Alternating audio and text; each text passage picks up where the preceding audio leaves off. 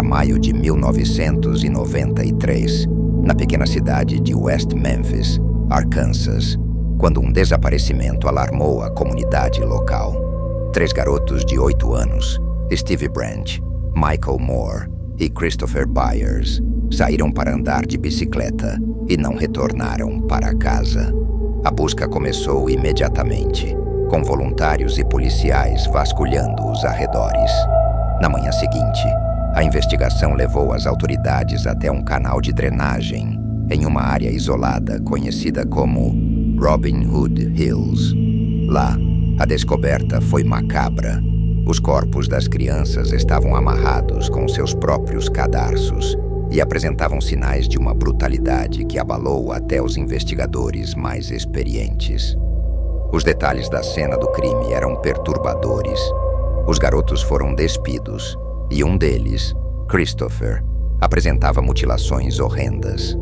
As águas do canal escondiam mais do que corpos. Elas também carregavam o peso de perguntas sem resposta. Por que alguém faria algo tão monstruoso? E mais importante, quem seria capaz de tal ato? A comunidade mergulhou no medo e no luto, enquanto rumores sombrios começavam a circular. As primeiras teorias apontavam para rituais satânicos.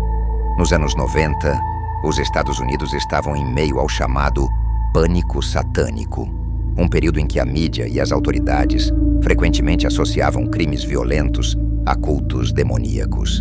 A ideia parecia plausível para muitos, dada a natureza grotesca dos assassinatos. A polícia logo se concentrou em 3 adolescentes locais: Damien Echols, Jason Baldwin e Jesse Misskelley.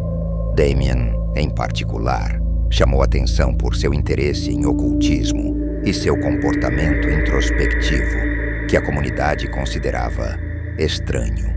Sob intensa pressão, Jesse Misskelley, que tinha um QI abaixo da média, foi interrogado por horas, sem um advogado presente. Ele acabou confessando, mas sua declaração estava cheia de inconsistências. Jesse alegou que ele e os outros 2 adolescentes participaram de um ritual que terminou nos assassinatos das crianças. A confissão foi usada como base para prender os 3 jovens, conhecidos mais tarde como os West Memphis 3.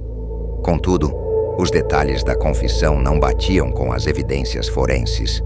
A hora e a causa da morte dos garotos não se alinhavam com o depoimento de Jesse. Além disso, não havia provas físicas que ligassem os adolescentes ao crime. Mas apesar das falhas no caso, o julgamento foi sensacionalista, alimentado pelo medo do ocultismo e pela necessidade da cidade de encontrar culpados.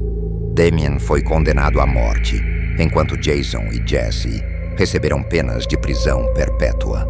No entanto, com o passar dos anos, surgiram dúvidas crescentes sobre a culpabilidade dos jovens.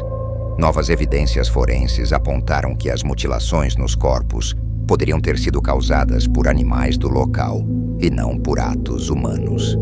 Além disso, um cabelo encontrado na cena do crime correspondia ao padrasto de uma das vítimas, mas essa pista foi ignorada durante o julgamento. A história ainda está longe de terminar.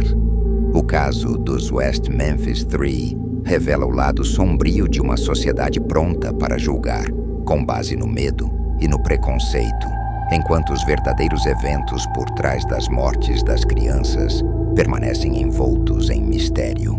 Com o passar dos anos, o caso dos West Memphis 3 atraiu atenção mundial, especialmente devido às inconsistências no julgamento. O documentário Paradise Lost, lançado em 1996 pela HBO, apresentou ao público um lado mais crítico do processo legal. As imagens mostravam não apenas as falhas nas investigações, mas também a histeria coletiva que influenciou o caso. O público começou a questionar. Damien, Jason e Jesse foram condenados por evidências ou pela maneira como eram vistos pela sociedade. Enquanto o sistema judicial parecia imobilizado, grupos de apoio começaram a surgir. Figuras públicas como músicos, atores e ativistas passaram a financiar a reabertura do caso, contratando especialistas forenses e advogados renomados. Entre as novas descobertas, uma análise detalhada revelou que não havia absolutamente nenhuma evidência de que os assassinatos tivessem conotações ritualísticas. Além disso, testemunhas que haviam acusado os adolescentes começaram a admitir que foram pressionadas a mentir. Mas as perguntas sombrias continuavam a pairar sobre West Memphis. No coração da cidade, rumores persistiam sobre o padrasto de uma das crianças, Terry Hobbs. Novas evidências apontaram que um fio de cabelo encontrado em um dos cadarços das vítimas combinava com o DNA de Terry. Ele, por sua vez, negou veementemente qualquer envolvimento, mas suas declarações eram contraditórias.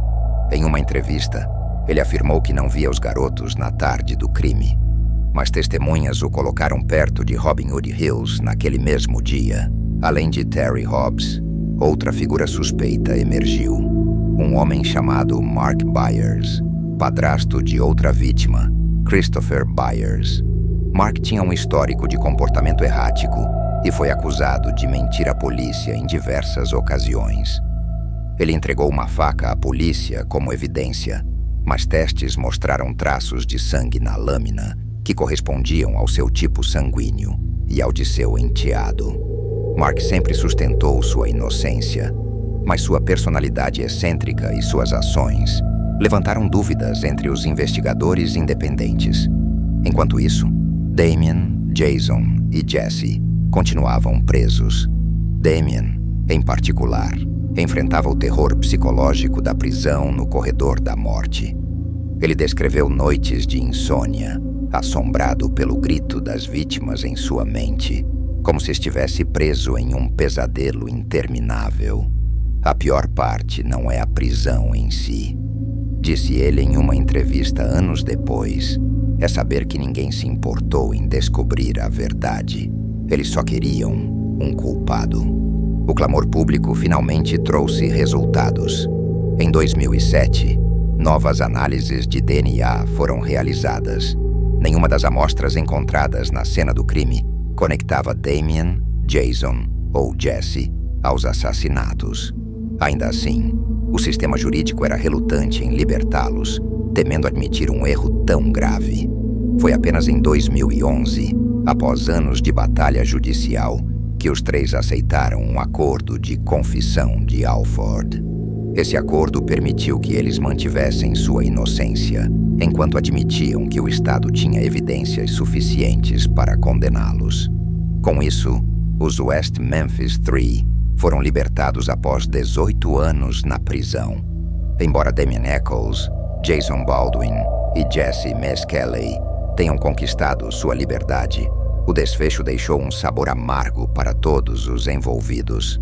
Para os três, a liberdade era uma vitória parcial, pois o acordo de confissão de Alford ainda os rotulava como culpados aos olhos da lei.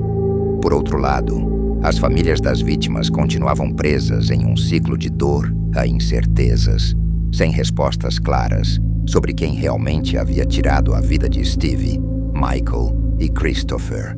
Com a atenção global voltada ao caso, organizações como a Innocence Project começaram a pressionar por novas investigações, argumentando que o verdadeiro assassino ainda poderia ser encontrado com o avanço das tecnologias forenses. Entretanto, o estado do Arkansas demonstrou pouco interesse em reabrir o caso oficialmente. Esse silêncio, para muitos, era a prova de que as autoridades temiam revelar seus próprios erros, preferindo manter o caso enterrado no passado.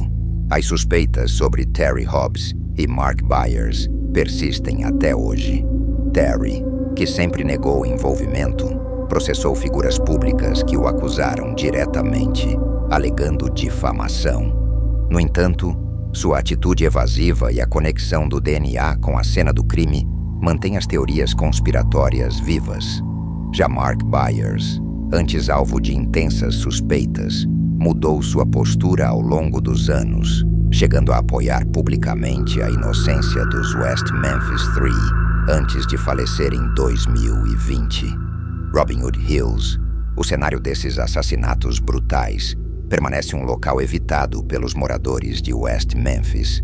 Mesmo décadas depois, há quem acredite que a floresta está marcada pelo mal. Um lugar onde as energias negativas atraem tragédias. Histórias de sons inexplicáveis, risos infantis e figuras sombrias são relatadas por quem ousa caminhar pela área à noite. Alguns acreditam que as almas das crianças ainda vagam por ali, buscando justiça. Mas talvez o elemento mais arrepiante do caso seja sua intemporalidade. O terror não está apenas nos assassinatos em si, mas na falta de respostas, na manipulação do sistema legal e na percepção de que um assassino brutal pode ter escapado impune. Para muitos, o caso de West Memphis é mais do que uma tragédia local. É um lembrete assustador de como o medo e o preconceito podem moldar a narrativa de um crime, deixando vítimas inocentes em todos os lados. A história do caso dos West Memphis 3 nos obriga a confrontar uma verdade sombria. Às vezes, os monstros não se escondem nas sombras, mas caminham entre nós, mascarados por suas próprias falhas humanas. Talvez seja isso que torna essa história tão aterrorizante. O reconhecimento de que o verdadeiro horror pode estar mais perto do que imaginamos. O caso permanece oficialmente encerrado, mas os ecos de injustiça ainda ressoam, assombrando West Memphis e todos os que se debruçam sobre essa história macabra.